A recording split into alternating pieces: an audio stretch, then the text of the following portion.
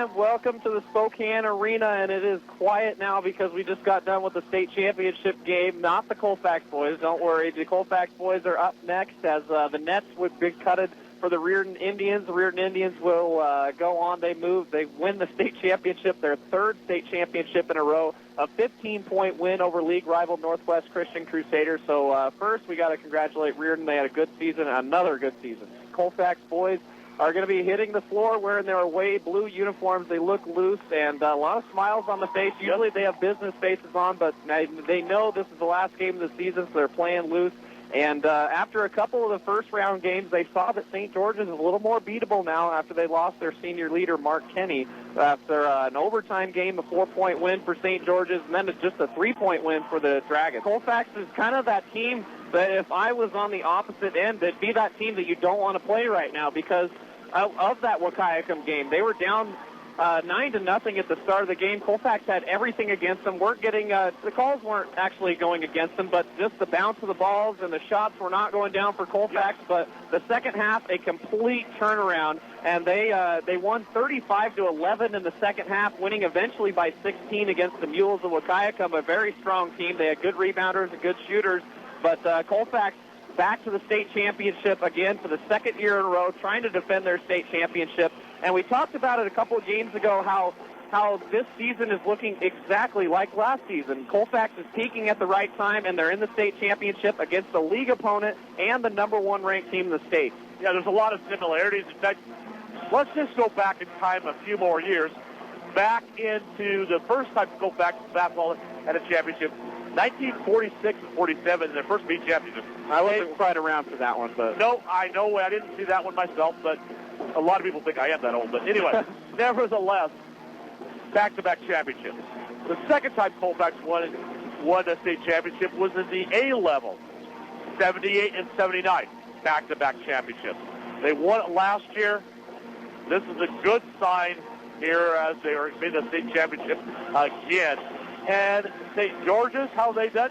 They've been in the state championship 3 times, getting second every time. Yeah, and for Colfax fans, hoping that tradition holds true, Colfax boys going for their second straight state championship here in the Spokane Arena. 13 minutes left on the warm-up clock, but the tip-off will be in about 20 minutes because pregame festivities a little bit different here for the state championship. They'll shut off the lights and introduce all the players and have a big pregame. But for right now, let's take a 2-minute timeout. We'll come back with more of that pregame here on the Roundball Radio Network.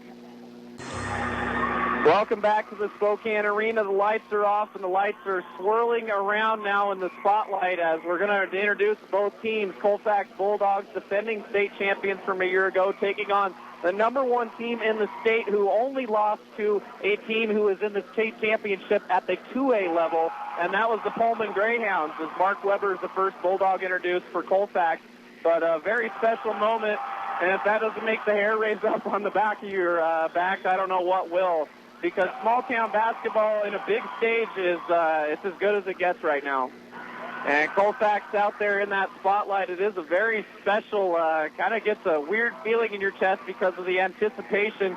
State championship game almost underway. St. George's Dragons also had a phenomenal season. Like we mentioned, only loss on the season was to a 2A team. And the Pullman Greyhounds, who were in the state championship, and they only lost by 1 point. Right. As St. George's, their biggest deficit of the whole season came at this state tournament when they trailed by 7 at Morton White Pass. But they've had a great season, so we'll introduce them as well. Yeah, they certainly have had a great season. They're well-earning of this honor also. Mark, the St. George's Dragons full team includes Mark Guinea, who we talked about before, suffered the concussion last Saturday. Cody Pavlinsky, Peter Worrell, Bruce Culbertson, Ryan Schulte, Colin Kremers, Eric Muehlheim, Corey Spalding, Nathan Furbear, Will Tinder, Ryan Cienko, and then Dexter Cienko. Also being introduced would be their coaches, Ryan Pominski, Brad Kurtz, John Blake, and Jamie Tinder, and George Bell will be introduced to them. But, I mean, for those of you that haven't ever been into a state championship here at the arena, you need to come up here just to experience this event sometime. It, like you said, feels go up and down your spine. Yeah, it's, I grew up in Oregon, and it's not quite like this. It's a special feeling, but this is something different. And a huge arena in Spokane, in downtown Spokane, as St. George is just a block away, basically, their school, but Colfax not that far away, so fans traveling very well. St. George is loading up their crowd across from us, but the Colfax fans traveling very well in their own right. They're packed behind us, and the Blue Crew, as usual, is going to be loud, and they're going to be proud, and let you know what they think about the game. But we're about ready to get underway here. Both teams are getting introduced, almost done with that, but the lights are off, and they'll come back on here in a little bit. But we need to take a break. 1 minute here on the Roundball Radio Network. Welcome back. Lights are still off, but now the spotlight's swirling around as we're about ready to jump off. State championship game in the 2Bs in Washington State. St. George's Dragons and the Colfax Bulldogs are going to be going at it. There is a new addition to the starting lineup for St. George's. We mentioned that earlier because Mark Kenny, unfortunately, the only senior on the St. George's roster, had a concussion. And the only starting senior. Right. Bruce Culbertson also plays for them, doesn't get much of an opportunity. He ended up having a concussion against North Beach last Saturday after they really had a gigantic lead.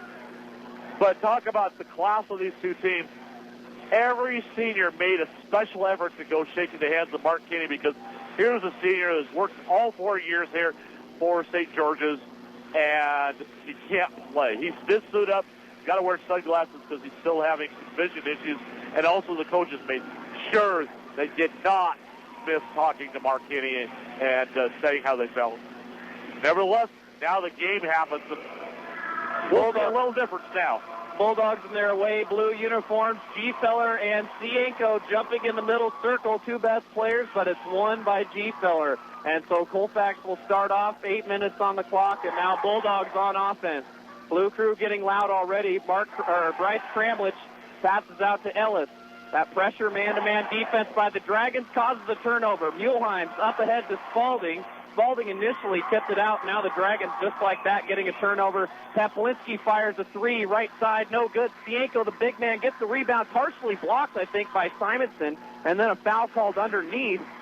And I didn't see who it was called on, but it will be on the Bulldogs. And this will be Brandon G-Feller picking up a foul very early in the first 30 seconds of this championship game. When Colfax has G-Feller in foul trouble, they struggle to score points, but he's been really good at staying out of trouble last few games. Spalding with a three off the front of the rim. Rebound up for grabs, but it's Muehlheim who uses his quickness, gets to the rim, and the first 2 points of the game goes to Eric Muehlheim and the St. George's Dragons. And as usual, Dragons want to push, or press, I should say. But Colfax handling it very well. After that first game, Colfax was manhandled, like you said, and all that pressure really got to G-Feller especially. Only 4 points when he averages 22 a game. Yeah, it certainly did make a big difference right there, but it's a different team in a different situation today. Colfax moving it around the perimeter, 10 seconds on the shot clock. Casey Johnson wanting to drive, loses the handle, over to Simonson, pull-up jumper off the side of the rim, no good. Cienko with the rebound. They want to push up to Paplinski, but Kramlich gets the steal. Bryce Kramlich has been playing out of his mind defensively lately, especially after district started, and caused the turnover here. Colfax still trails by 2. 6:32 left in the first quarter. Johnson at the top of the key, kicks it out to Brady. Brady has had one heck of a tournament. He led the team in scoring last game with 17 points and a comeback win over Wahkiakum. Kramlich for three off the side of the rim, no good. Muehlheim's with the rebound. So Colfax starting out cold to start this first quarter, but this is what we saw against Wahkiakum, and Colfax eventually won by 16. Yeah, they started very cold against Wahkiakum. Wahkiakum was hotter than anybody we've seen so far this tournament, except for maybe Nia Bay. Right. Saw Nia Bay, Lacrosse Wash, Technicolotus, a record-setting performance from McCauley. And Kramlich again almost causing a turnover, but this time a reach-in is called on G-Feller. Unfortunately, Brandon G-Feller, 2 fouls with 5:52 left in the first quarter, and that is a huge call. So they have to send in his brother Keith, and Keith will check in now. Brandon, unfortunately, have to take a seat.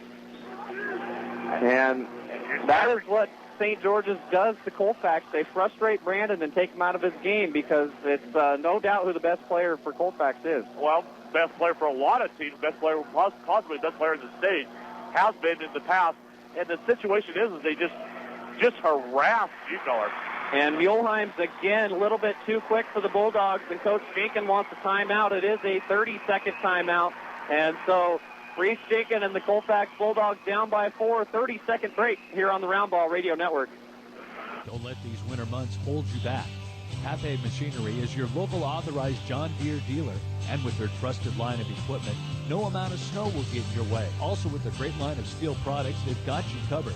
So when the fields are frozen, they can keep you busy indoors with tools you need. The experienced professionals at Pathé Machinery and the trusted line of John Deere and Steel ensure winter weather won't get in your way. Pathé Machinery in Pomeroy and Colfax. Value from tradition, service for the future. Welcome back to the arena. 4-0 hole for the Bulldogs here in this first quarter, but still plenty of time. We saw the Waukegan Mules get out to a similar start, and Colfax eventually pushed it up, but it was much different because now Brandon G-Feller with 2 fouls already in this first quarter. Certainly that makes a little bit of a difference, but Colfax has been playing lately without him quite a bit. In fact, in the state tournament, they've been playing without him and still have grown a lot. Colfax's bench has really stepped up as of late, specifically his brother Keith. Keith is in the low post right now, but Casey Johnson has the ball, almost loses it, goes down low, but a blocking foul will be called. So Johnson a little bit out of control, but he did draw some contact, and so first team foul called on St. George's here in this game. Didn't see his number. That was it on Cienko? Goes on Peplinski. Peplinski, okay, never mind. Colfax to Keith G-Feller. Long jumper, and Keith gets us started with the first 2 off the bench. Keith G-Feller getting us going. 4-2 lead still for St. George's. A little bit of pressure here for the Bulldogs, but Muehlheim very quick to bring it up the court. Now he wants to go past Keith. Down low, Simonson partially blocked it, and he gets the rebound. Skyler also has been playing very big as of late, and what an improvement from one year to another. He really improved all throughout last year, but just a 2 times better player was at the start of last year. Just using his length, and here goes Brady Ellis with a shot, and Cienko gets another rebound. Wow. That's no good, and again, Muehlheim in transition over to Tender. He can shoot, but he decides to drive. Partially blocked by Johnson, I think. Cienko with an offensive board, and that is just tough to stop. Dexter Cienko, runner-up for Player of the Year in District 7, but the Player of the Year did go to Brandon G-Feller, but he's on the bench right now with 2 fouls. 6-2 lead for the Dragons. 4:24 left in the first quarter. Brady Ellis has the ball near half court. Colfax running their offense. Keith G-Feller on the perimeter, swings it around to Kramlich. 13 on the shot clock. Brady on the right wing. He loves that spot, but just doesn't pull the trigger. Over to Johnson. One-on-one with Tender. No good. Rebound by Simonson. Almost a foul. 1 second on the shot clock. It didn't hit rim. And so Colfax with a shot clock violation. I wasn't really looking at the shot clock either on that one. And so we have a media timeout as we're under 4 minutes, 3:59 left in the first quarter, 6-2 lead for St. George's. And so let's take a break here on the Roundball Radio Network. The Clipper Ship, a stalwart of the early ocean-going trade, known for speed and reliability, entrusted with only the finest of cargoes. At Pacific Northwest Farmers Co-op, we're proud to have the Clipper as the flagship brand of our line of specialty products. The highest quality peas, lentils, and chickpeas, produced by our family of farmers from the rich soils of the Palouse, packaged under the Clipper brand and delivered to dinner tables around the world. Pacific Northwest Farmers Co-op and the Clipper brand, symbols of quality. Pacific Northwest Farmers Cooperative, from our family to the world. Your Colfax Rosars welcomes you to shop and save. This week on special, USDA choice beef bone-in ribeye steak, any size package for $5.99 a pound. Sweet strawberries or blueberries, 6-ounce blueberries or 16-ounce strawberries, 2 for $4. Boneless cross rib shoulder roast, 2 to 3 pound average weight for $2.99 a pound. Rosars round top bread, 20-ounce package, white or wheat for 89 cents. You'll find these specials and more when you sign up for your weekly flyer at rosars.com. All this goodness only at Rosars. Welcome back. We're back at the arena. Halfway point of this first quarter, and so far at St. George's was a 6-2 lead over the Colfax Bulldogs. Brandon G-Feller had to take a seat with 2 fouls. That's been the storyline so far. But as cold as Colfax has been shooting the ball, still only down by 4. There's a lot of game left. We saw against the Waukegan that Colfax is resilient. Yeah, they were, 2 out of their first 11 shots yesterday against Waukegan. Came on strong late in the game. St. George's is a different game, different team than Waukegan, and as Brandon G-Feller sits on the bench, of course, We have the fans behind congratulating on Reese Jenkins on his son, and Brandon G. Feller on his birthday. So, talk about a big, big day. It's a big moment for all Colfax fans. Very proud of their Bulldogs here in the state tournament. Peplinski, lots of pressure by Ellis, but Muehlheim's handling the ball. Muehlheim has been the point guard all year, taking control of things. Dribbles near half court, trying to set up the play. Shot clock's at 10. Go over to Peplinski. Colfax rotating in this zone defense in the middle of the Tender. Pump fake, spins around, but rejected by Simonson. Tender gets it right back. Second shot, no good, off the front of the rim. And again, Cienko, too tough down low. He gets another bucket, a reverse lay-in underneath the hoop, going to his left side. He's just a hard guy to match up against. Cienko can do so many things underneath the hoop, and a near steal, and it is by St. George's. Up in transition again. Colfax cannot stop the transition, and a foul called on Keith Gfeller. And so Keith has to be careful not to get in the same situation that his brother's in, but Brandon will check in at the next dead ball. We'll see who he'll check in for, but there's going to be a two-shot foul here by Eric Muehlheim. Usually a pretty good free throw shooter. 3:04 left in this first period. And Muehlheim, we couldn't jinx him enough, sorry folks, but I worked at that one. Muehlheim makes that one. Casey Johnson will take a seat. Brandon G. Feller coming in. So we got both G. Feller, Simonson, Kramlich, and Brady Ellis out there as Muehlheim attempts his second shot. And it's good. Muehlheim is 2 for 2 at the free throw line, 6 points. 3:03 left in this first quarter. Colfax in a 10-2 hole, but they trailed big against Wahkiakum yesterday. They were down 14-8 after the first quarter, but that was because Keith Gfeller banked in a buzzer beater 3. It would have been 14-5, and now a steal by Muehlheim, but it gets knocked out of bounds by the Dragons, and so Colfax will keep possession. Shot clock did not reset, so 17 on the shot clock, 2:45 on the game clock. Still an 8-point deficit for the Bulldogs. Brandon with the ball passes over to Kramlich on the left wing. Pressure defense in the face of Gfeller. Cross court to Brady, likes that shot, but Muehlheim so quick to close out. Shot clock down to 5. Simonson looking for an outlet. Brady Ellis pulls the trigger and gets one to go. Brady gets one to go, and Colfax desperately needed that one, and they immediately go to a 2-2-1 full court press, but St. George's throws it away. Corey Spalding, the new starter in for Mark Kenny, tried to throw it to Peplinski, but it goes over his head out of bounds, and so that'll give it right back to Colfax. That's the kind of momentum swing that the Bulldogs need. And Casey Johnson comes back in for Bryce Kramlich. Still St. George's puts that pressure on. They don't act with a little different pressure than Nia Bay does, where they don't allow you to inbound the ball. They just will want to hold you up, think you use a lot, and then put the extra pressure on just as you cross half court. All right, that pressure backed off because we saw Gfeller with the ball. He's kind of magic with that ball, so they don't want to test him going full length of the court. Ellis now in the half court on the right side. Now over to Johnson, swing it over to the left to Keith. 13 on the shot clock. Keith goes right past Peplinski. Acrobatic shot, and Keith Gfeller misses it, but he is fouled, so he'll go to the free throw line to shoot 2 free throws for Colfax. These will be the first free throws for the Bulldogs tonight with 1:55 left in the first quarter. Will Tender picks up his first foul. And that is the second foul for St. George's as Keith Gfeller makes his first free throw. Keith stepping up, 3 points off the bench already for Little G, as they call him. Big G, they had a banner up there for his birthday. And Keith clutch, 2 for 2 on that trip, and now it's just a 3-point game. 10-7 here first quarter, but a lot of game left. They go up to Will Tender this time, tries to drive, pump fake, kicks it out to Peplinski, now to Muehlheim's up top. So Colfax resets in their defense, and that's the key for the Bulldogs getting back in transition.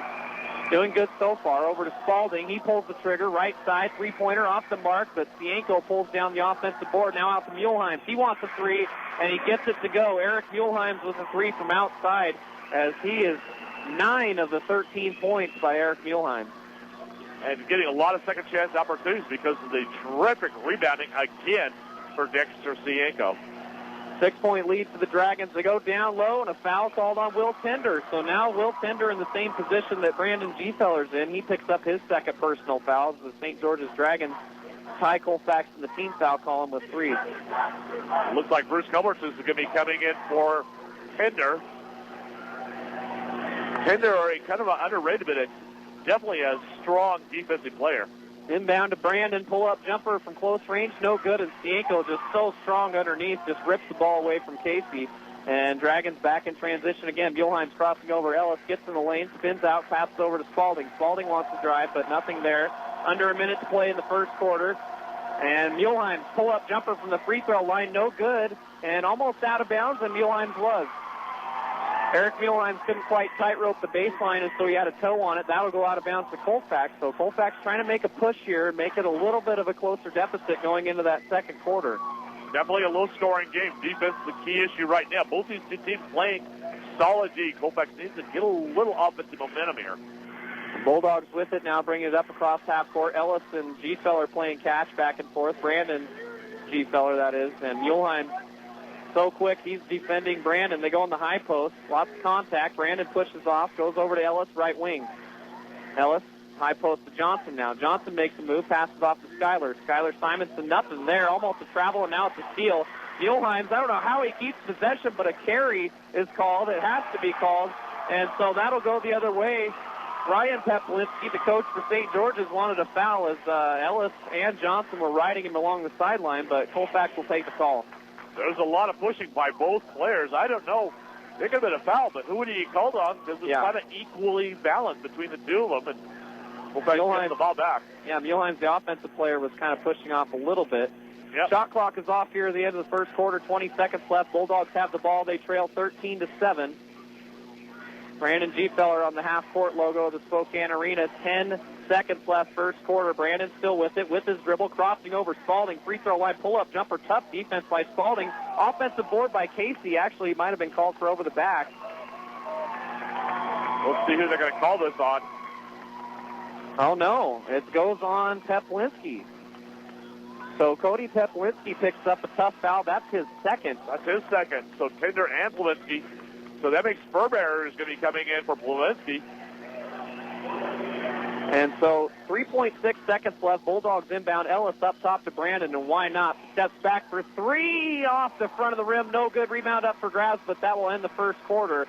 And Brandon, as well as the rest of the Colfax crowd, really wanted that one to go down, but 13-7 lead for St. George's going into the second quarter of play. So let's take a 1-minute break here on the Round Ball Radio Network. You've trusted Strom Electric to repair and maintain your wells and pumps. But did you know you can also count on their reliable expert service for all your residential and commercial electric wiring? Strom Electric can handle any wiring problem, from lights in a new garage to a new electrical box. They're bonded in Idaho and Washington so they can work anywhere you need them. For wells, pumps, motors, and parts, or for residential and commercial wiring with 24-hour emergency service, call Strom Electric in Troy. The Courtyard at Colfax is a proud supporter of Whitman County High School sports and would like to wish all students the very best during state tournaments. The Courtyard at Colfax mission is to establish a comfortable, caring, secure environment for residents and to create a place they are proud to call home. Stop into the Courtyard at Colfax, located at 300 South Main Street in downtown Colfax, to see for yourself why the Courtyard at Colfax is a wonderful way to live. The Courtyard at Colfax, proud supporters of Colfax basketball. Go Bulldogs! Welcome back, second quarter, and the wobble the Colfax cheerleaders do has made an appearance. We were mentioning it. We haven't seen that in a while, but Colfax puts on a special show, and the senior cheerleaders out there at midcourt celebrating in between the break. They certainly are, as Callum Larkin is out there, and if you ever see Colfax at home, how Callum do the warble, he looks like Gumby. Yeah, that's word I can say. It looks rubbery. Yeah, I mean, he is definitely a little bit different. He started doing that at the beginning of this year, where he did it a little bit on the sidelines, and he kind of drew a little bit of a crowd and kind of got Colfax players up, but they do that at the end of the first quarter. Have not done that so much in the post. Well, I don't think they've done it all in the postseason. At least I haven't recalled it, but they're certainly doing it right now, using actually the whole. This is a long timeout. Yeah. Well, with the television timeout, it's a little bit different. So, of course, we'll remind you, you can stream it online or watch SWX for this game live, but we'd like to have you listening to us right now. But 13-7 lead for St. George's, so not much offensively for Colfax. Keith G-Feller off the bench is leading the Bulldogs in scoring with 4 points, but Eric Muehlheim's 9 points in that first quarter. He's really hard to stop even when he's having an average game, his quickness and his shot ability is just a little bit too much so far in this first quarter. He has really become a solid player in a lot of respect. Good defender and a terrific offensive leader for them. And the combination of the rebounding of Cienko and his offense and Eric Muehlheim, pretty tough stuff to come out against. St. George's start out with the ball here in this second quarter. Colfax playing a frenzied defense, though. Cienko at top of the key, picked up by Simonson. Pump fake by Furbear. Now out to Cienko. He wants to drive, gets in the middle of the lane, and an offensive foul called on Dexter Cienko. Colfax was waiting for it. I was hoping they were not going to call foul on Schuyler because he played really good defense, as good as you could have asked for, and the refs helped him out. Certainly is. I wasn't sure. Dexter Cienko actually has the range to shoot from outside. Right. And that would almost been a better decision. Instead, he drove right through the great defensive set by Colfax. Colfax breaks the press, so far the Dragon press hasn't caused too many problems for Colfax, but G-Feller over to Ellis on the left wing, now in the corner to Brandon. Steps into a three off the front of the rim, trying to get his own rebound, but Cienko knocks it out of bounds, but a flying Furbear saves it from going out of bounds, and Dragons now in transition out to Cienko. He can shoot. Schuyler closes out. Cienko gets in the lane. Good defense by Simonson to close him down, so Dragons have to reconsider their options now. Back out to Cienko. Long ways out, still on the left wing. They're posting up Muehlheim. Kind of a reverse action. Muehlheim just can't defend that. Muehlheim up and under move, spinning to his left side on the left block, and gets another 2 to go. 8-point deficit for the Bulldogs. Ties the largest lead of the game now for St. George's, 15-7. 6:45 left in the second quarter. And Colfax gets it back into the hands of Brandon G-Feller. A defensive foul on Furbear. Furbear giving up almost a foot to Simonson, but knocked him over, so an easy call. That's definitely a big call there. Right now, that is I'm assuming the foul by up when I'm assuming it was called against the contact on G-Feller, but I'll tell you, Simonson took the worst of it, didn't he? He really did. 6.5 to play, off-balance shot, no go. Cienko had the ball momentarily. And he draws a foul on Casey Johnson. It's just like watching that 1B game with A tough reach-in by Casey Johnson as the shot was missed. And Brosma just standing back there, 11 block shots in that 1B championship actually, Schuyler Simonson almost had that rebound, but just couldn't bring it in. Game, and Cienko plays it exactly the same way. Muehlheim's pulling up, get it back out now. Peter Worrell into the ball game. In the lane, Muehlheim out Spalding wants to drive. Muehlheim trying to get a little room out there. He is being blanketed on defense. Nearing the 6-minute mark, 10 on the shot clock. Muehlheim leans into it. Trying to bank it in, no go, and a rebound by Brady Ellis. Nice job there by G-Feller to keep his feet down, knowing that with those 2 fouls, he can't afford to pick up a third. G-Feller uncharacteristically loses the dribble, somehow gets it back. Cienko got the loose ball while he's sprawled out on the floor. Here comes Muehlheim, another body goes down. Open 3 from the corner. Spalding no good.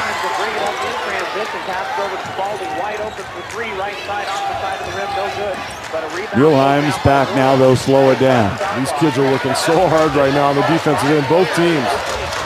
This kid looks like he could go all day long, trying to dribble right past G-Feller, banks it in, the bucket and one. Eric Muehlheim's having a great ball game, 13 points and counting. I thought they were going to get G-Feller for his third here, but instead it's going to be on Kramlich for that block. Muehlheim's averaging 14.7 points per game this his junior year. This free throw for point number 14.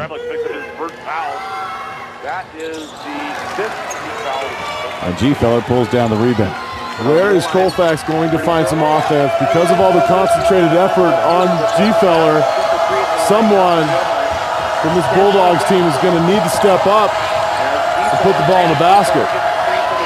Trailing by 10, 17-7. G-Feller, elbows flying, creates. Getting back out, 10 on the shot clock. G-Feller thought about 3, he'll take it this time. No good, it's short, and Cienko the rebound. Everything's a jump shot right now for G-Feller. He's not trying to go to the rim. Muehlheim's dribbling, penetrating, banking in for 2. 15 now for Muehlheim. Timeout taken by Coach Jenkins and the Bulldogs. And it's a 12-point St. George's advantage right now. Clearly, this team has Colfax's number. Well, they really do. I mean, they have figured out some way of stopping G-Feller, something that no other team could do. But listen, St. George's has got great players. They couldn't do this without having the right kind of players. It all starts with Muehlheim. He's come out here on a mission and is having his best game of the tournament by far. And G-Feller in the lane, they're kind of manning that post. He almost had to back off there. He's already picked up 2 fouls here, and we're still in the second quarter. Well, and he's going to need to continue to play that way defensively, at least through the end of this first half. He does not want to go in the locker room with 3 fouls. Then he can come back out and try to reassert himself after halftime. Pre-order your water-saving rain barrels through Moscow Recycling.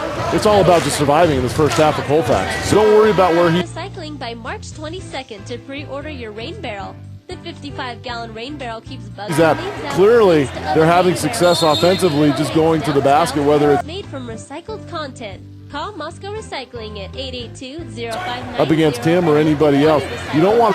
We thought maybe the tide was turning a little bit for Colfax when they played in the district championship against St. George's. They lost that one by 4, 51-47. St. George's, as we said, has beaten Colfax 4 times this season. Will the 5th time be the charm for the Bulldogs? Will they trail by 12? Here as we resume the second quarter of action with 4.5 to play. Ellis had a 3 earlier. Relatively quiet night for him.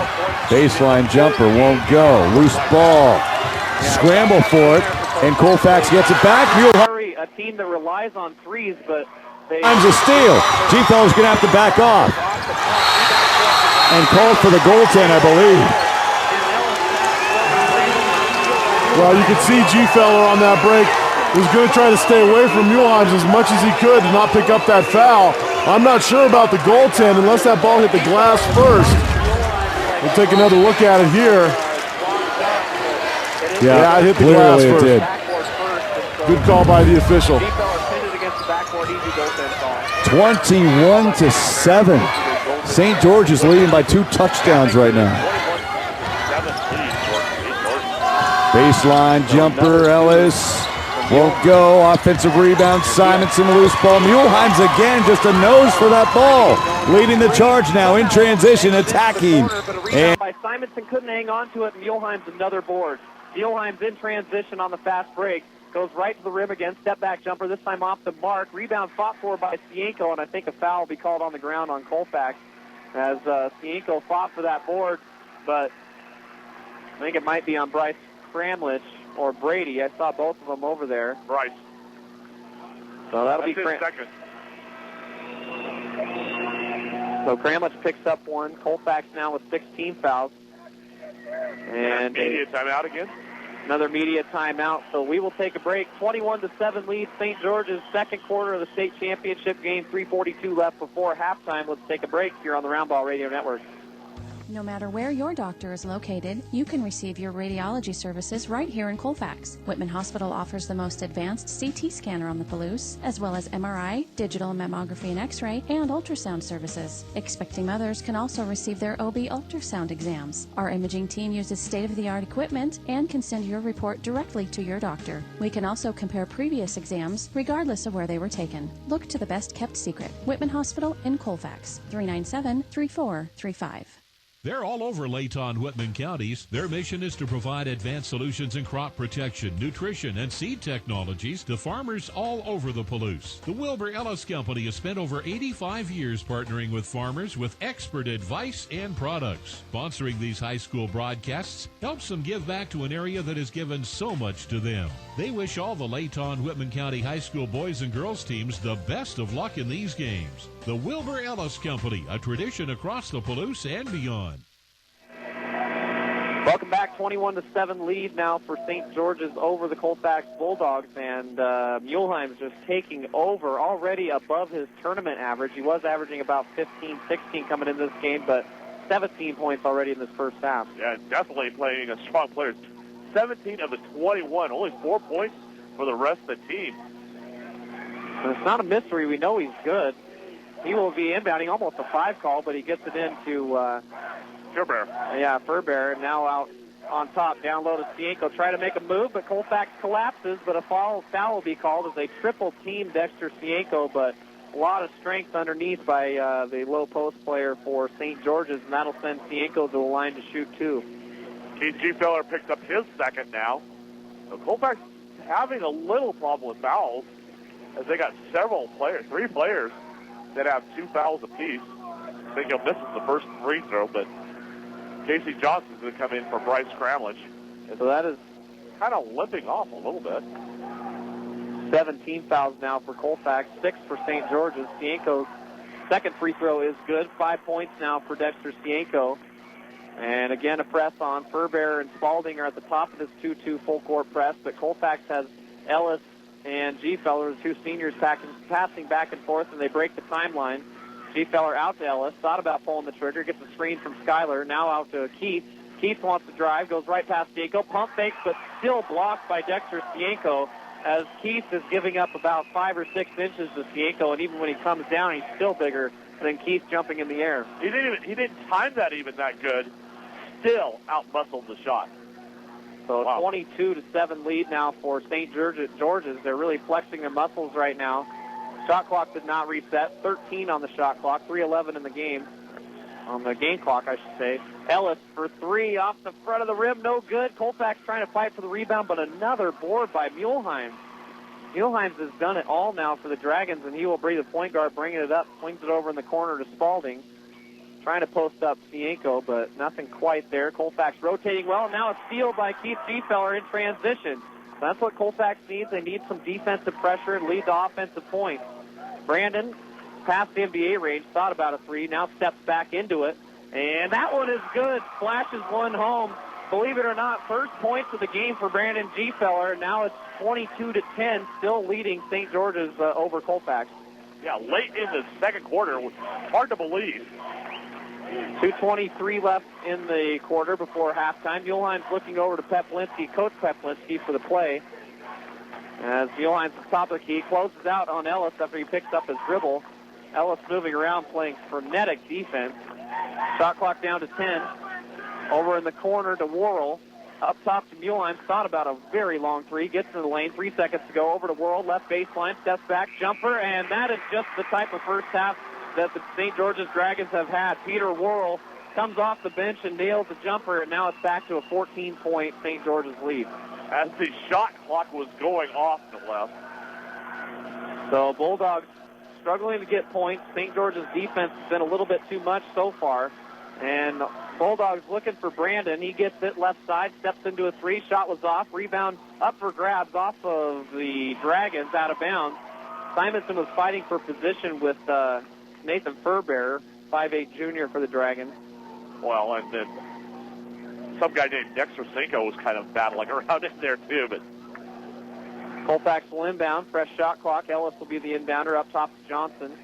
Casey with it, trying to drive. Free throw line. Dumps it off to Schuyler. Almost blocked, but he was fouled.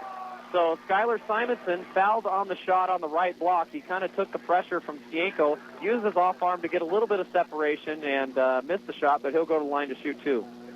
Dexter Cienko picks up a foul. Should be his second. Yeah, I was thinking that he had a charge earlier on in the game. Did they have? It's on the other side up there, but yeah, I just can't quite see it. Cienko, well, there it is. 2 personal fouls. Yeah, that's right. 17 fouls on St. George's, 7 on Colfax, and now long discussion by the referees, but it will be 2 shots. So Schuyler Simonson at the free throw line to shoot 2 for the Bulldogs. While they discuss it, I'd like to thank our sponsors. They're Hub International, Farm Commodities, Just Ford of Pullman, Whitman Hospital, Nolan Heating and Air, Wilbur Ellis, Ken Paulson Plumbing, Ackerman Heating and Air, Aero Machinery, Jones Truck and Implement, Rosars of Colfax, and Whitman County Recycling. So thanks again to all of our sponsors here on the Round Ball Radio Network. And first shot off the side of the rim by Simonson, no good.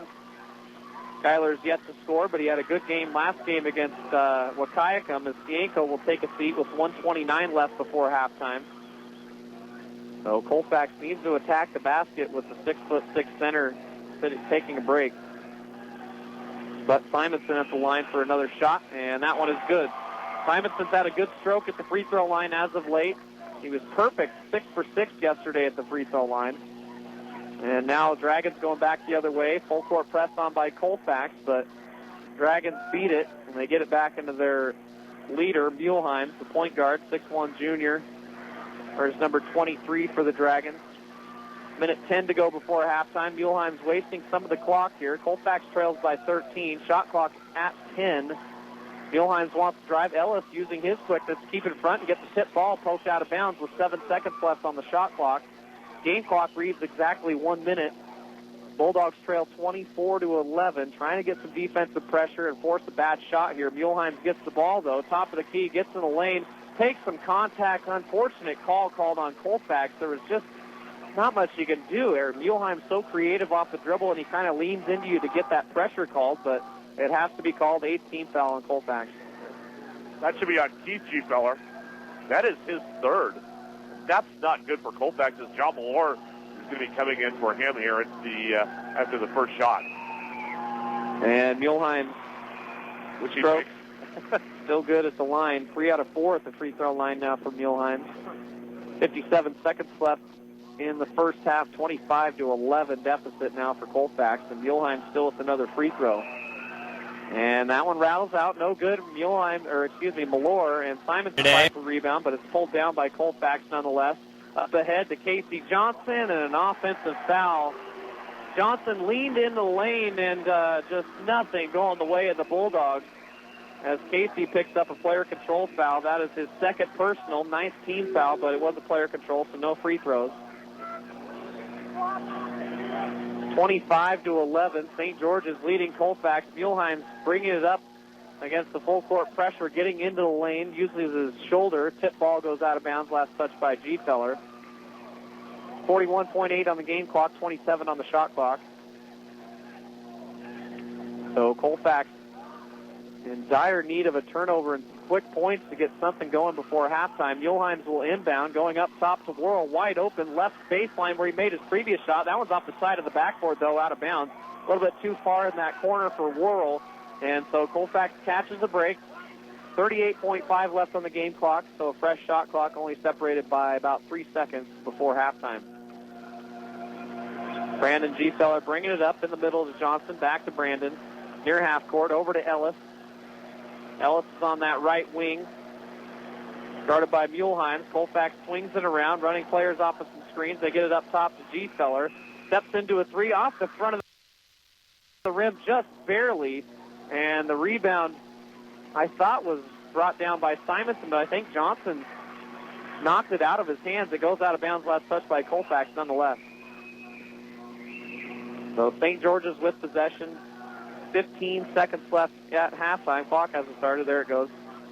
25-11 lead now for the Dragons as Muehlheim has it. 10 seconds left. Right wing drives, kicks it back out. 3-point shot in the corner on the right side, off the front of the rim. No good. Colfax with the rebound. 2 seconds to go. Gfeller half-court heave and no good. Brandon was trying to get some pressure and maybe draw a foul, but the shot was off. 11 points for Colfax at halftime here in this state championship game, and 25 for St. George's. So the Bulldogs trailing big here at halftime, but we still have a whole other half to play. But right now, take a 2-minute timeout. We'll come back with the halftime stats here on the Round Ball Radio Network. Welcome back. It's halftime here in the arena. Colfax Bulldogs, not the start they would have liked. Only 11 points at halftime and 18 for Eric Muehlheim by himself. St. George's leads 25-11 over Colfax, and Colfax playing good defense down low on Cienko. Only 5 points for him, but just not making shots. And Randy will take you through how bad it really was in that first half. Well, shooting is the big difference between these two teams. St. George's shooting the ball very well, 9 out of 21 for 43% from the floor. A great job of the way he rebounds the ball, keeping the ball in the hands of Eric Muehlheim, who right now is just offensive wonder. Yesterday, a similar type of first half for Colfax, and Bulldogs eventually pulled away, but this has a little bit of a different feel to it because yesterday the three-point ball was killing Colfax. 7 threes for Wahkiakum in that first half. This time it's just the dribble and drive by Eric Muehlheim, going right to the rim, getting fouls, and going to the free throw line and making his free throws. He is 3 out of 4 at the line, and also has made a 3. He's just doing everything. He's getting rebounds and making shots, and Colfax just can't quite keep up. Bulldogs trailed 28-18 at halftime yesterday, so it's a little bit of a different game, but Colfax has just been shut down top to bottom. We'll get to some of the individual numbers, but right now let's take another break here on the Roundball Radio Network. Welcome back to halftime here in the state championship game. Colfax not playing like the defending state champion, however. They trail 25-11 at the break, but right now, get to some of the halftime statistics. Individually for the Dragons, they were led by 18 points of Eric Muehlheim, 5 points for Dexter Cienko, 2 points for Peter Worrell off the bench, and 4 out of 6 shooting at the free throw line. But 3 of those makes, 3 of the 4 makes, Eric Muehlheim was 3 out of 4 at the line, and Dexter Cienko 1 for 2 as they were very consistent, 13 points in the first quarter as a team, 12 in the second quarter.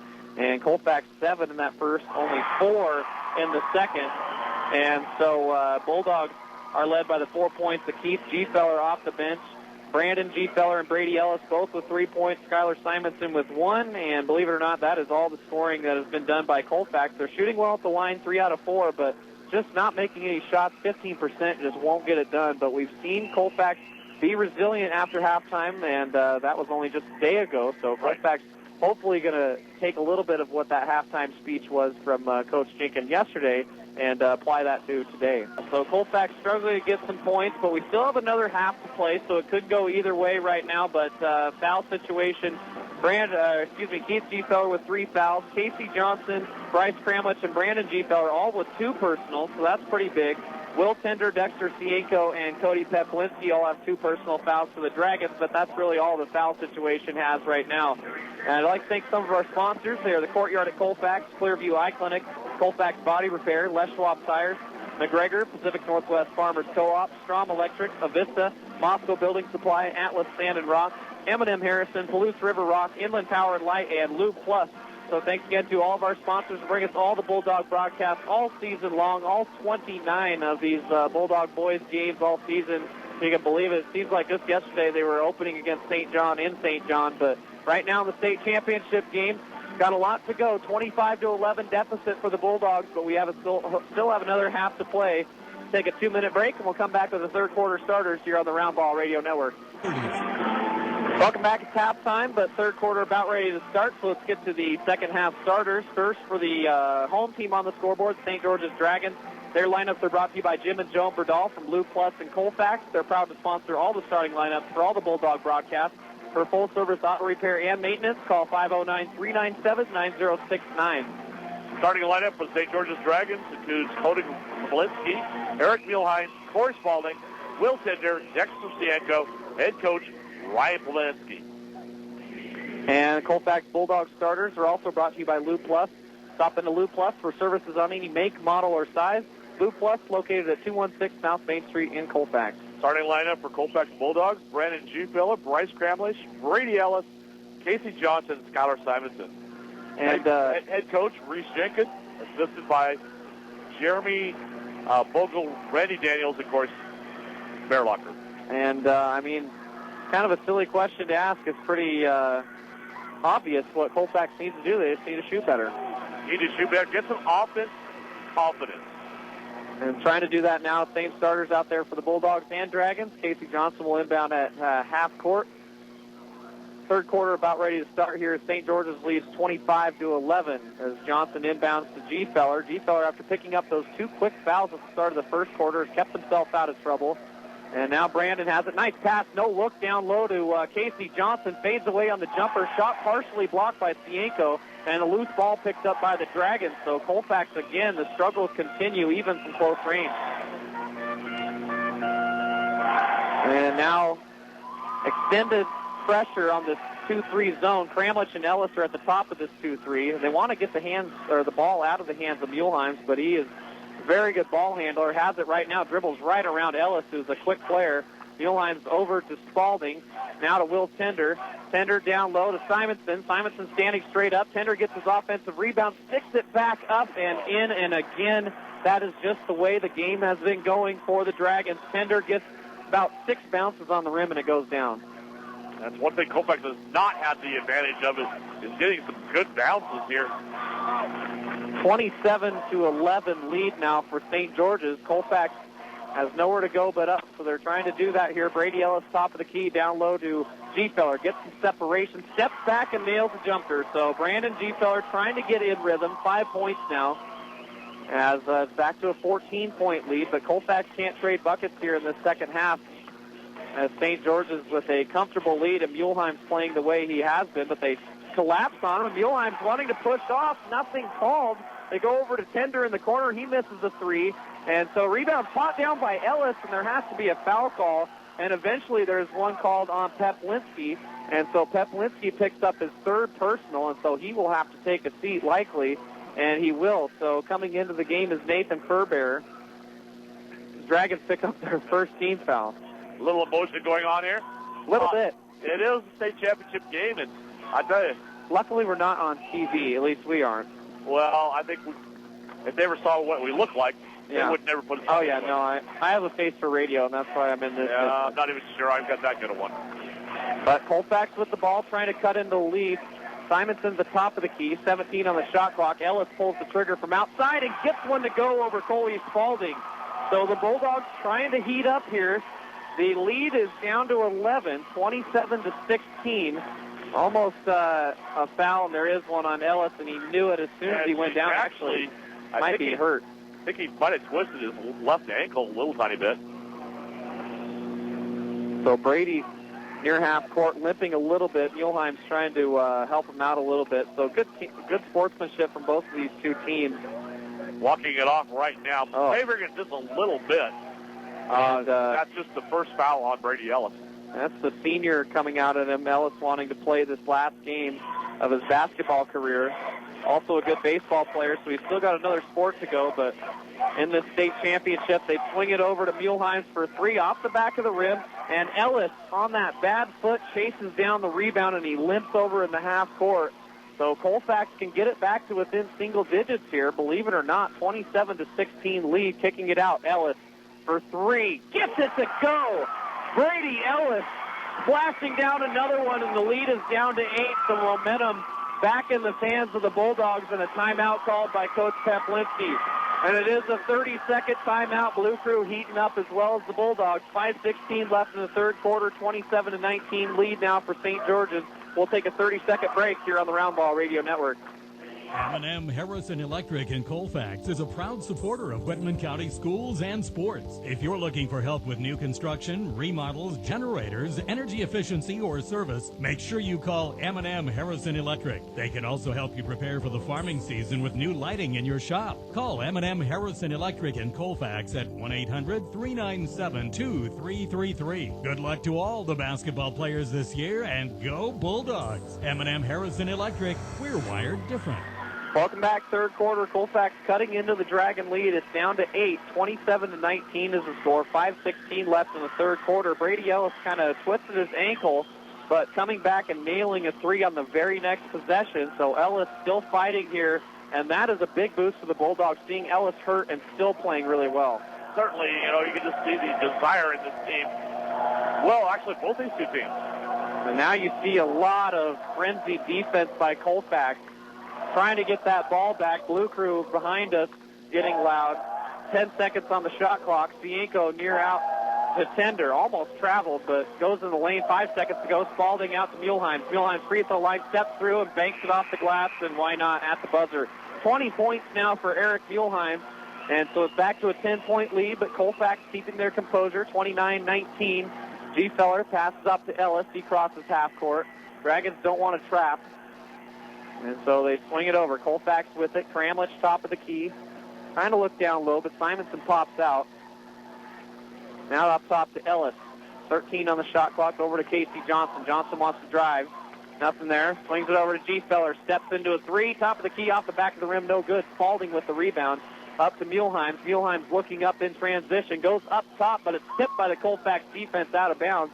That would have been an alley-oop for sure, as Colfax fans thought it was last touched by St. George's, but I couldn't quite see it. Didn't have the good angle on it. There's a lot of blue jerseys down there inside the paint that were guarding that, and of course they're inbounding into Sienko.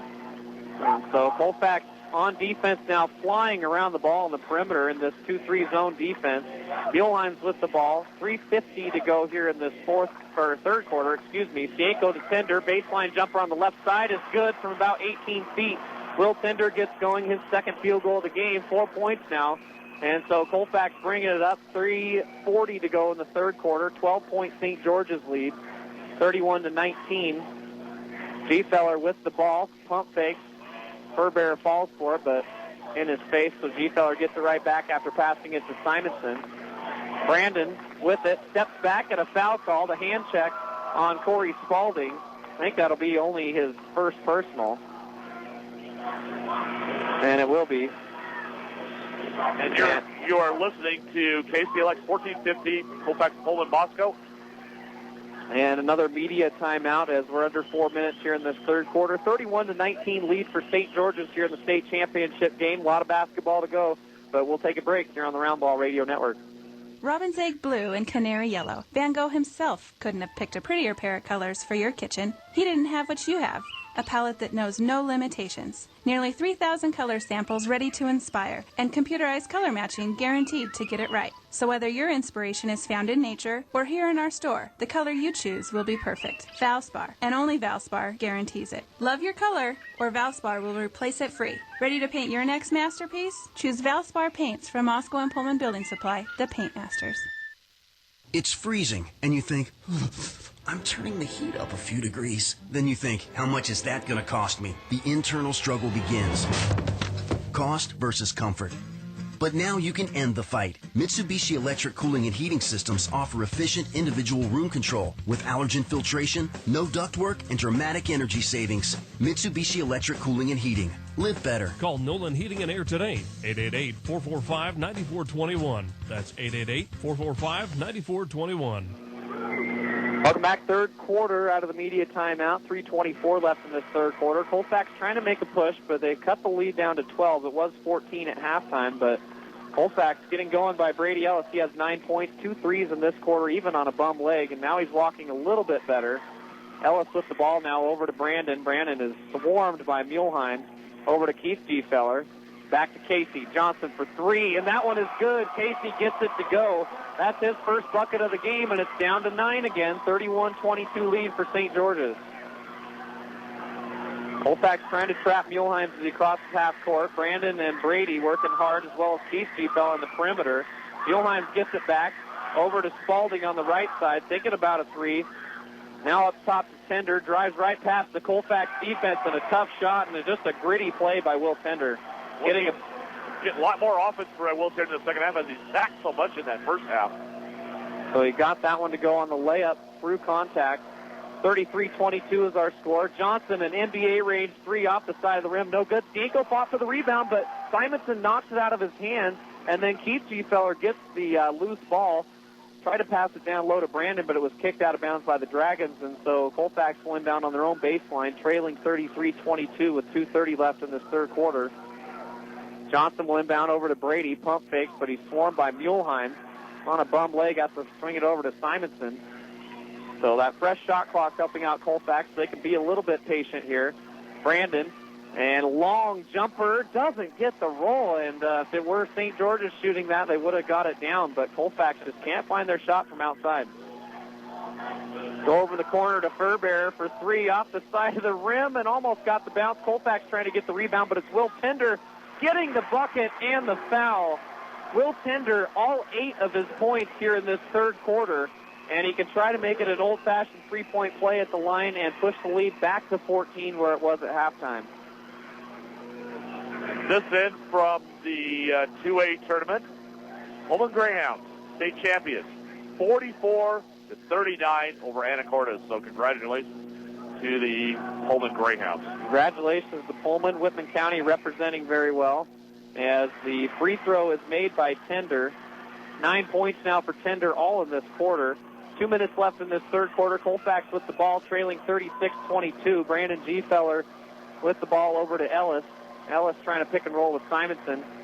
Now back to Brandon. Steps to decides to pass it off to Brady. Brady almost threw it away, but Keith Gfeller coming it up, and loose ball's on the floor, and a timeout called by Muehlheims. The heads-up play by Eric Muehlheims to get the timeout, and so St. George's calls a full timeout, leading 36-22, so the Bulldogs have some work to do. Actually, it's just a 30-second break, but we will take a timeout here on the Round Ball Radio Network.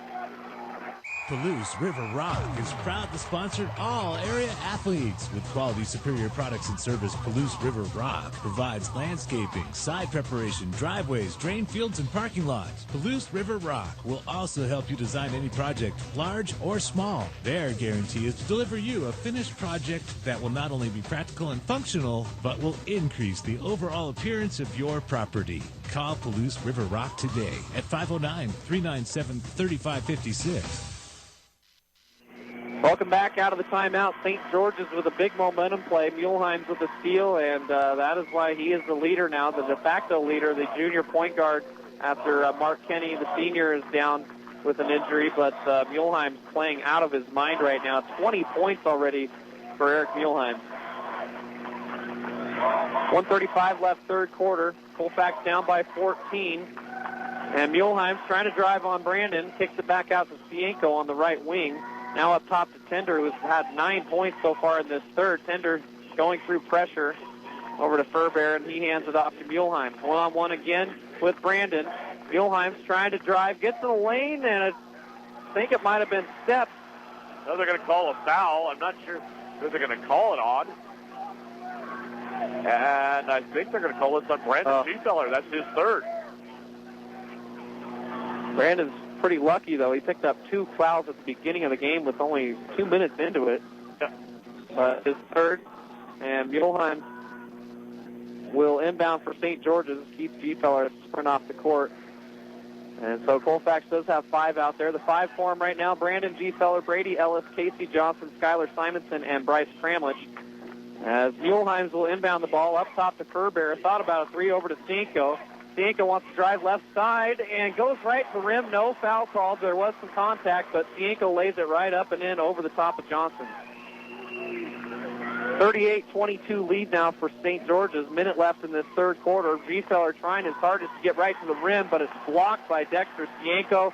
Loose ball into the hands of the St. George's Dragons. Muehlheim off and running in transition, and an easy lay-in, and a goaltending called by Brandon Gfeller, as now momentum definitely back into the hands of St. George's. 40-22 lead here in this third quarter.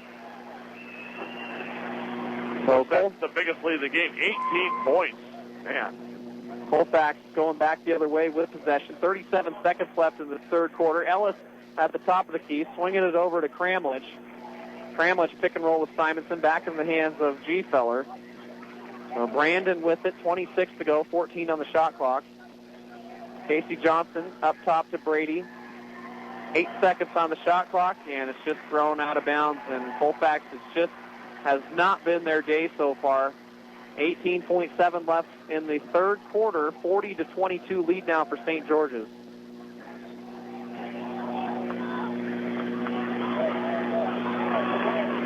Dragons bringing up the ball. Muehlheims crosses half court. 13 on the game clock. Shot clock is off.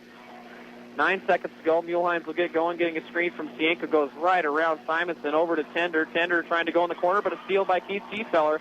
And at the buzzer, half court heave up and off the side of the backboard. No good. So Colfax trailing by 18 going into the final quarter of play here in the state championship game. Colfax, the defending state champions, have some work to do, but let's take a break here on the Round Ball Radio Network. Don't let these winter months hold you back. Pape Machinery is your local authorized John Deere dealer, and with their trusted line of equipment, no amount of snow will get in your way. Also, with a great line of steel products, they've got you covered. So when the fields are frozen, they can keep you busy indoors with tools you need. The experienced professionals at Pape Machinery and the trusted line of John Deere and Steel ensure winter weather won't get in your way. Pape Machinery in Pomeroy and Colfax.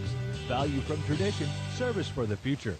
For more than 5 generations, a family of farmers on the Palouse has provided the global marketplace with only the finest of food ingredients, unmatched in quality, nutrition, and value. At Pacific Northwest Farmers Co-op, our roots in local agriculture run deep, reaching beyond responsible stewardship of the land we farm, supporting local communities at every level, and generating commerce across the globe. Pacific Northwest Farmers Co-op stands proud of our role. Pacific Northwest Farmers Co-op, locally owned, locally controlled, serving dinner tables around the world.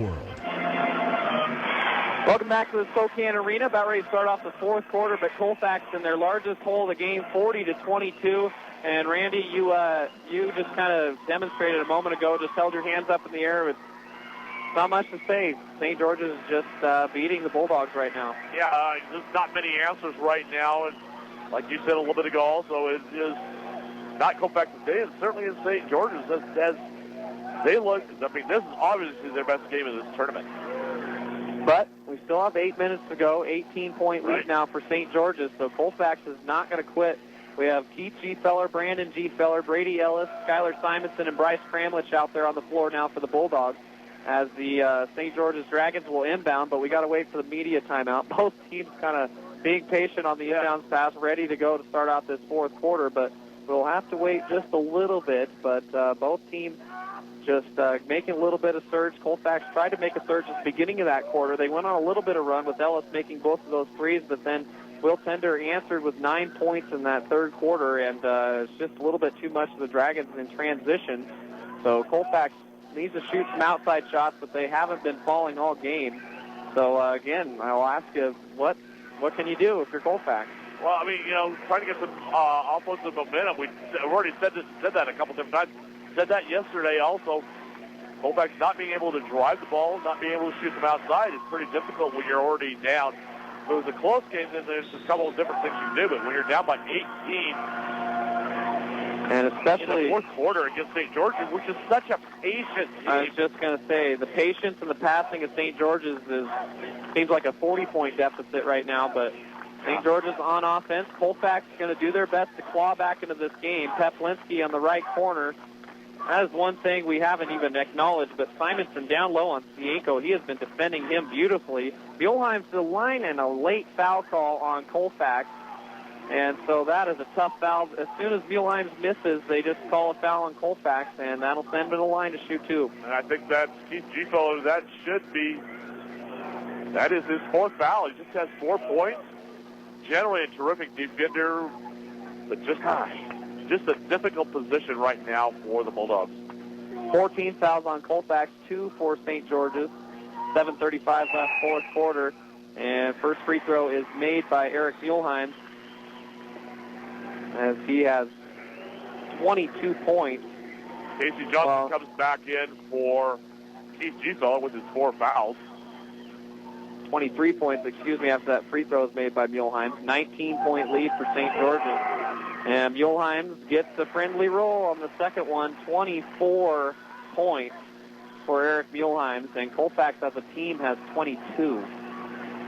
Bulldogs with it. G-Feller up top to Ellis. Pick and roll action. Ellis trying to get open with that bum leg. Kind of turned his ankle in that third quarter. Brandon, stubborn senior with the ball right now, trying to create some sort of offense for the Bulldogs. Nothing there. St. George's defense has been excellent all game. Colfax running some cuts. Shot clock is down to 8, and a foul called on Will Tender, so that'll be a big one. That's only actually third personal, I believe. Yeah, he had 2 early on. Pat for a ton of the first half, but had a terrific third quarter. Really gained a lot of energy in that third quarter and kind of gave a huge spark to the St. George's, which doesn't need really any spark right now. Colfax down 42-22, and G-Feller, even as good a ball handler as he had, he loses the ball, but Colfax gets it back. 6:55 left. Pick and roll over to Kramlich, now to Johnson on the left baseline. Nothing there. Again, the defense swarming. Kramlich for 3 off the front of the rim. Spalding with the rebound. Dragons the other way. Up top to Tender in transition. And another assist from Muleheim to Will Tender. 44-22. Dragons are doubling up the Bulldogs right now in the fourth quarter of the state championship game. 6:30 to go here in this fourth quarter. Colfax hands it off to Johnson.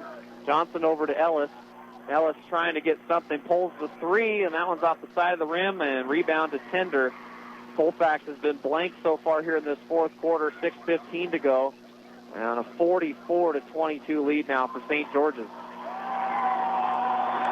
Muehlheim's with the ball, and reach-in called on Brady Ellis. That'll be the 15th foul called on Colfax in this half. That is Brady's just his second foul, but Colfax just having a hard time trying to get control of the ball. Time of possession has got to be just dramatically different. And the alley-oop at Stienko, partially blocked. He gets his own rebound twice, and then a foul called on Colfax. 16 fouls now on the Bulldogs. And that will send Stienko. I don't think he was shooting, was he? Bryce Crabbley does get the foul. That is his third. He's yet to score so far today, and so they're going to inbound the ball from underneath, and Eric Muehlheim really has done a great job of not only shooting but distributing the ball inbound. 6 minutes left, fourth quarter. Alley-oop to Stienko, goes over the top of the defense, still nothing, but Stienko gets the bucket. 6-0 run to start off this fourth quarter for the St. George's Dragons. And now the score is 46-22. Casey Johnson, top of the key, over to Simonson. And now up top to Ellis. Thinks about a three, pulls the trigger off on the rebound, and it goes eventually to Johnson. Johnson, turnaround, ugly shot. That one doesn't go off in front of the rim, and Stienko another board. And so we'll go back the other way with the Dragons. Colfax trying a last-ditch effort, but they trail by 24 right now. And now a near steal, and Brandon does get it, keeps his footing. Fast break, pulls up for three, but airballs it out of bounds, and that is just the type of day that it has been for Colfax. Out of bounds to St. George's. Colfax just working as hard as they can out there. You can see a lot of exhaust face out there. We saw that yesterday, but they had the adrenaline from making that big comeback against Wakaka. It's like to work as hard as they have and just not have anything go for you.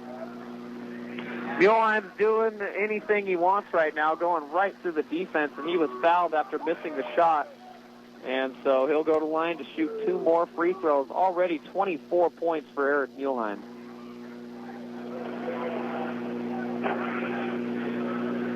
So Muehlheim's at the line for two shots, 4:54 left fourth quarter, and Muehlheim's is perfect on that one.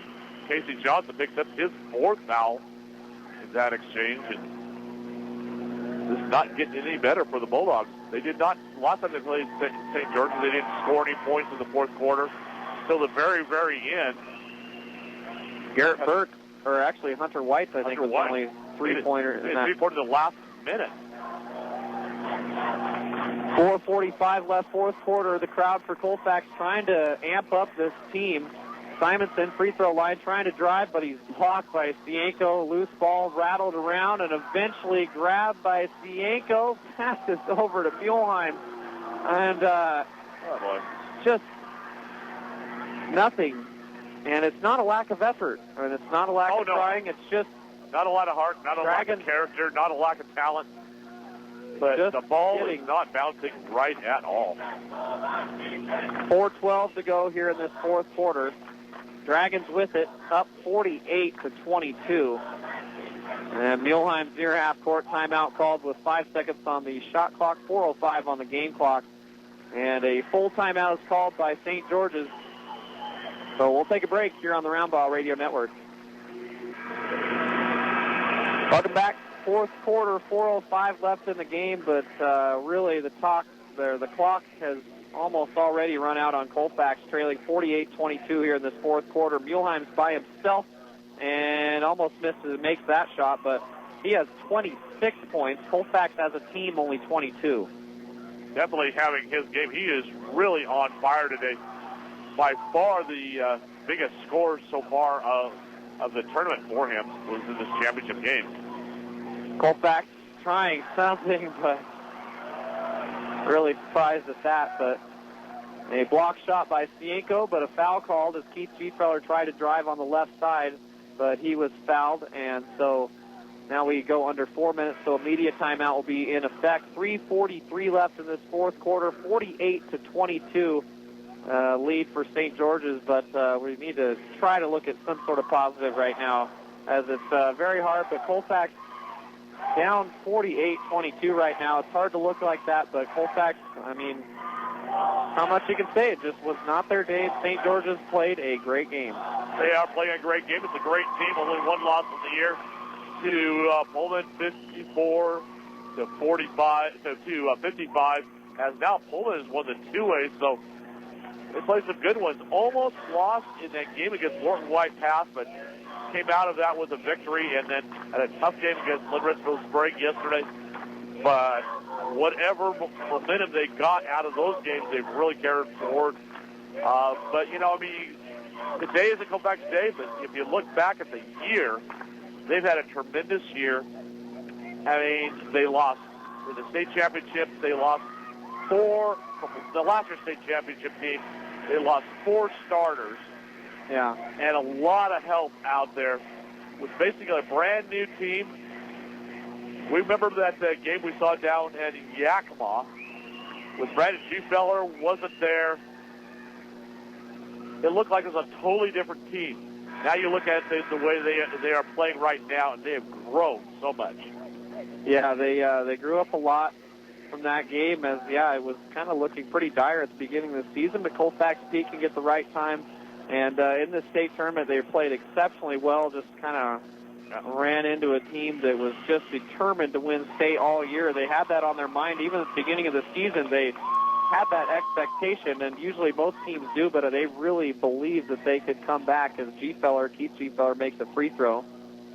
First point of this fourth quarter for Colfax, and the second point goes down. So 48-24 lead now for St. George's.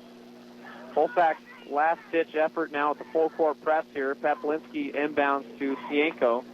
Cienko nowhere to go with it, so he'll dribble it up himself. Going over, Gfeller with the steal. Brandon over to Schuyler, and then it's ripped right back into the hands of St. George's, and then a travel called on the Dragons, and so that'll give it right back to Colfax. Well, both these two teams have taken a wonderful care of the ball. We had three turnovers right in a row there, and that's very uncharacteristic of these two teams. So Bulldogs with it. 3:28 left, fourth quarter. Brandon Gfeller dumps it down low to Simonson, and Simonson gets his first field goal of the game. 3 points now for Schuyler. 48-26 is the St. George's lead. 3:16 left to go. And Muehlheim's double team near half court, running out of time, and get the 5 call. And they do get it. 5 seconds, and Muehlheim, one of the few mistakes, if the only mistake that he's made all day, getting a 5 count, so Colfax gets it right back. Bulldogs trying to make a surge, but there's only 3:08 left in this game. Brandon Gfeller with the ball, 3-point line, top of the key, kicks it over to Brady. Brady wants the 3 off the front of the rim, no good. Rebound fought for by Simonson and Cienko. Jump ball is called. Possession arrow favors Colfax.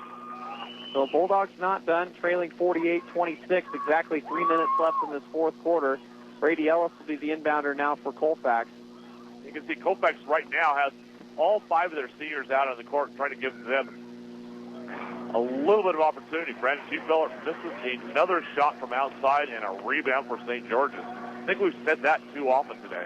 5 points for Brandon, and St. George's passing around the perimeter, just wasting off this clock with a 22-point lead. Muehlheim's over to Peplinski on the right side, now in the corner Tender, but they're playing hot potato. As soon as the defender closes on them, they pass the ball, and a blocking foul called on John Malore as Will Tender tried to drive the baseline on the right side. And Tender will go to the free throw line as Colfax picks up their 8th team foul.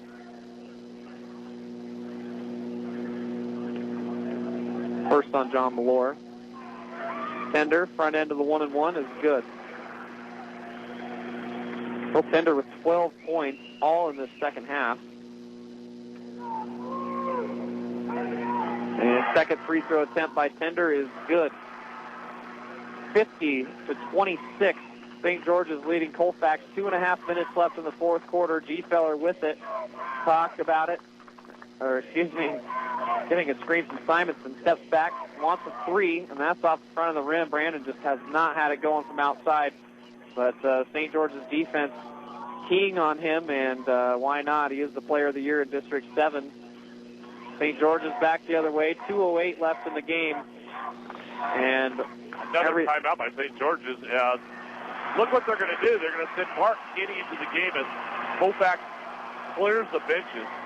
And the crowd goes wild for Mark Kenny, as he should. Senior trying to get into the state championship game. A timeout is called, and it is a full timeout. 50-26 lead for St. George's. Let's take a 1-minute break here on the Roundball Radio Network. Welcome back, fourth quarter. Both teams subbing in their benches as this game is all but decided. A 50-26 lead for St. George's. Actually, Colfax cleared their bench, but only one player coming off for St. George's, and that is Mark Kenny, who had an injury earlier last week, but coming into the game now and gets a big round of applause from the St. George's fans. Well, right now, St. George's has got their regular starters out there that they have done all year. In Kenny, Muleheim, and there's a timeout. And all they wanted to do was just let him get out there as the inbound of the ball and then goes out of the game. So Kenny, that was all that was about. Now we got a full timeout again. Yeah, full timeout. Still a 24-point lead for St. George's here in the state championship game. A minute timeout. But what a game by St. George's, just taking control of Colfax, 50-26 right now. Colfax that first half only 11 points, and that was definitely the killer. Colfax just had to crawl uphill the whole entire game, and especially, like you said, the patience and the ball handling of St. George's. Any sort of deficit is extremely hard to overcome. I mean, when they started to get and stay in a double-digit deficit, this is a hard team to come back on. They take care of the ball very, very well. Colfax does have that ability to get those offensive spurts where they get really going very quickly. We saw that in the district tournament in Spokane several weeks ago, where Colfax made a big run and brought it down to within a 4-point game. Problem is, this is Colfax just couldn't get that offensive spurt going today. And now St. George's brings their bench in. Tough loss for Colfax, and it's hard to say that they've already lost with 2:03 left in the game, but both benches are clearing, so both teams kind of throwing in the towel and getting some players some TV time, as this is broadcasted on SWX, so these kids are going to be on TV here in the state championship game. Out there for Colfax is Mark Weber, Josh Brown, Garrett Burke, Brent Becker, and Hunter White, as a shot clock violation is called on St. George's, so Bulldogs will get it right back with a minute 43 left in this fourth quarter. Right now, Colfax has all sophomores out there, but St. George's is young themselves, a very junior-orientated team. Josh Brown, a jumper on the left side, no good. Mark Weber, a weak side rebound, and then a rejection by Liam Cinco, little brother of Dexter Cinco, blocking Brown's shot. So, again, even in the change of lineup, still a Cinco blocking a shot. Minute 12 left in this fourth quarter. Colfax on defense, man-to-man defense now as the Dragons moving around the perimeter. Liam Cinco comes up to the top of the key, swings it over in the left corner to Ryan Schulte. And Dragons, minute left in this game, and Colfax knocks it out of bounds with 4 seconds left on the shot clock, 56.9 on the game clock. Right now, just St. George's fans just waiting for that clock to go off, as well as their players. Alley-oop kind of going in there. Shot was missed, but on the other side, Colfax wanting to put 10, 15 more minutes on that clock, but it's not going to happen here in the state championship. Colfax cannot go back-to-back winning state titles, but they did get back to the state championship game. Mark Weber reverse lay-in on the right baseline. Beautiful move by Weber. So Weber gets in the scoring column. That's only the 6th point here in this fourth quarter for the Bulldogs. St. George's on offense, 50-28 lead now for the Dragons. Brent Becker not done. He calls a timeout, gets a loose ball on the floor, and he's still fighting for the Bulldog cause as he gets a timeout, but Colfax trailing 50-28 with 21 seconds left in this fourth quarter. And so a timeout will be called, and Colfax will take a break, and we will as well. Full timeout, so 1 minute break here on the Roundball Radio Network. Farmers of the Inland Northwest are famous for record-breaking crops. To continue this high level of productivity, they're adopting new technologies at a rapid pace. I'm Alex McGregor of the McGregor Company. We are proud to team up with them using advanced technology to nourish and protect these crops from seeding time to harvest. Together we use advanced electronics for precision application and timely access to information for sound decision making. The McGregor Company, the team you can count on for higher yields and cleaner fields. Fourth quarter, 14 seconds left. Bulldogs on offense, but they turn it over to the Dragons. And St. George's will win the state championship for 2013. 3 seconds to go. St. George's looking at the clock, and they are champions. 50-28 win over the defending state champion Colfax Bulldogs here in the Spokane Arena. It was a hard-fought win for both teams, but Colfax just didn't have their offense going, and it was a little bit too much. Eric Muehlheim, as he put on a show, 26 points for Eric Muehlheim, 28 for Colfax as a team. And so St. George's celebrates as the state champions here in 2013 at the 2B level. 50-28 the final. Right now, let's take a 2-minute break, and then we'll come back with the postgame here on the Roundball Radio Network.